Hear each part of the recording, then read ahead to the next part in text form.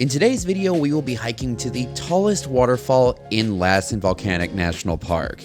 This hike is called the Mill Creek Falls Trail, and it is located just inside the park's boundaries. This means that you will either have to buy a day pass or you can use the America the Beautiful pass.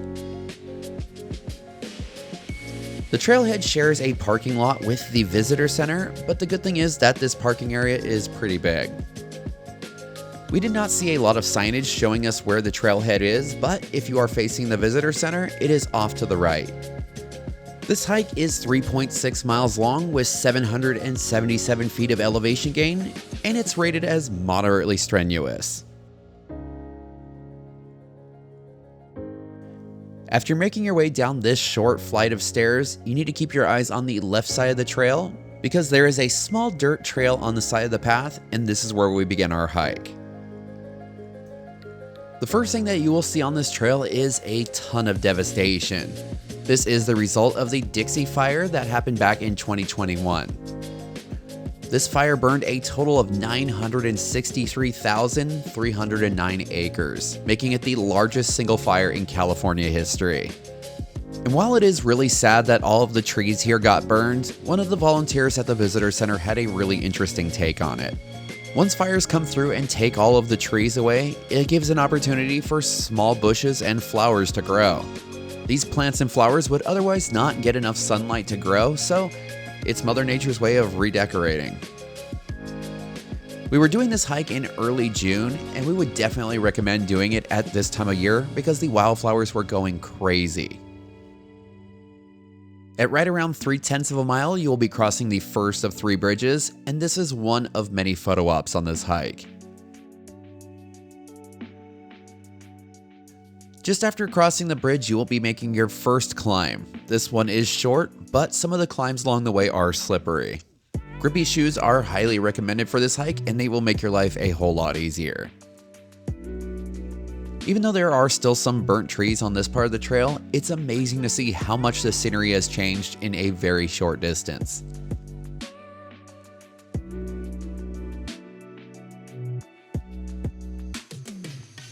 This area seemed like it was a scene straight out of The Sound of Music. There were flowers literally everywhere. We were using the Seek app to find out what these flowers were, but it was bouncing back and forth between arrowleaf balsam root and mule ears. So if you know what they are, please let us know in the comments below. This part of the trail is a good warm-up for what is coming up ahead. There isn't anything too steep, and it's more like rolling hills.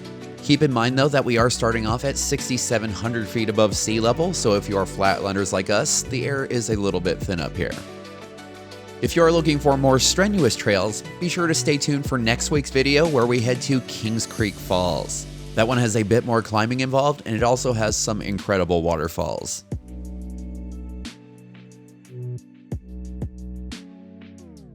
Almost as suddenly as the lush green flower fields appeared, we were thrown back into another burn area. Things are going to be flattening out for a little bit, but don't worry, those climbs are coming. Fun fact about Lassen Volcanic National Park, did you know that this is one of the few places on Earth that has all 4 volcano types? Inside the park's boundaries, you can see a shield volcano, composite volcano, cinder cone, and plug dome volcano. And if you have a phobia of natural disasters, I hate to break it to you, but Lassen Peak is still considered an active volcano today. One of the other side effects of all of the trees being burnt on this trail is that there is a whole lot more sun exposure. If you are visiting the park during the warmer months, please be sure to bring plenty of water. I know that this trail is only 3.5 miles round trip, but between the elevation gain and the heat, this one could sneak up on you.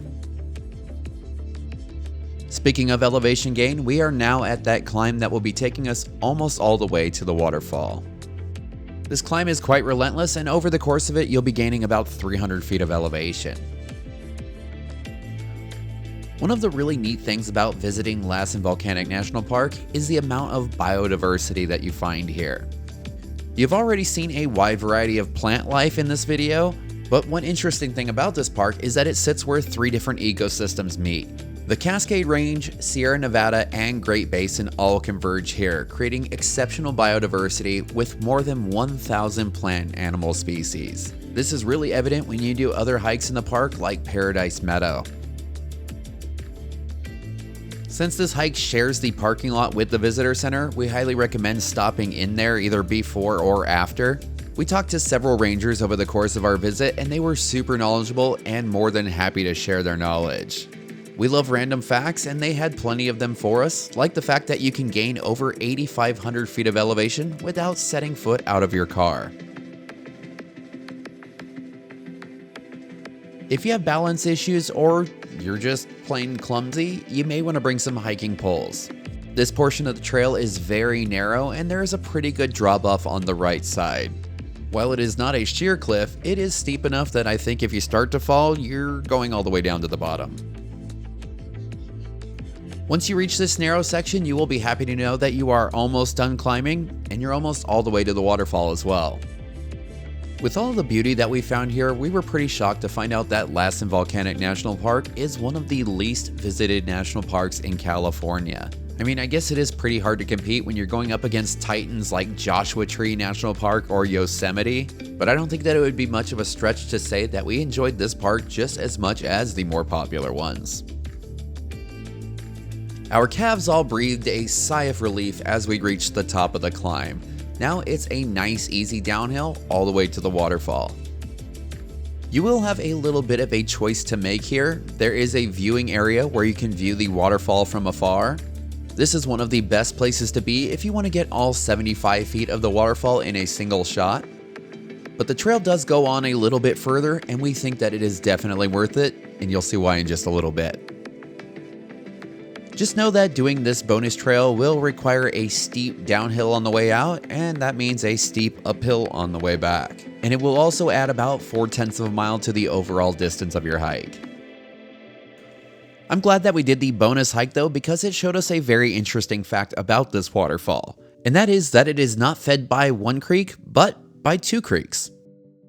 If you are looking at the waterfall from the viewpoint, you can only see the water coming down from Bumpass Creek. But doing this side trail gives you great views of East Sulphur Creek, and you also get to see the moment that they combine and plunge directly over the cliff. Even though you can't see the falls in their entirety from this point, you can definitely feel the power of Mother Nature.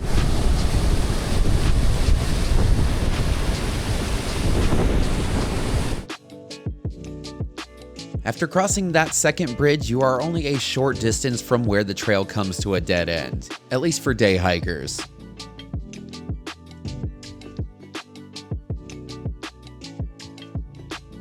On the other side of the third and final bridge, the trail switches from the Mill Creek Falls Trail to the Crumbagh Lake Trail. This is meant more for backpackers, so this is where we were going to be stopping. The really neat thing about this spot is that you can get all the way down to the water. Obviously, if it is in heavy flow, I would not advise this, but if it is flowing like it is in this video, we highly recommend going down and soaking your feet for a second. This water is quite cold, but it felt amazing on our legs that were pretty sore after a couple of days of hiking. That's good. Oh, that feels so good. It was so nice to get some shade, eat a snack, and recharge before the trip back.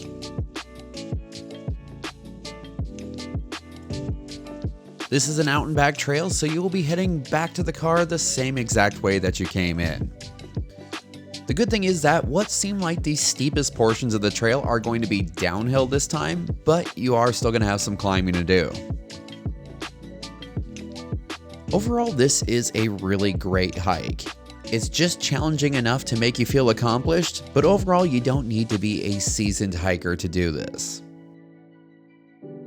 After a short climb up, we got to coast on the downhill for a little bit. The only thing that you need to watch out for is that it can get a little bit slippery, and it seemed like there were a bunch of little twigs that would roll out from under your feet.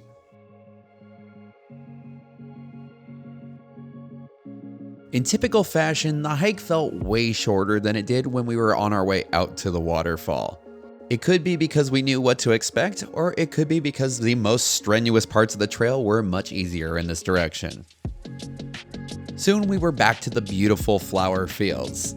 This is one of those spots that no matter how hard we try to capture it with our cameras, we just can't do it justice.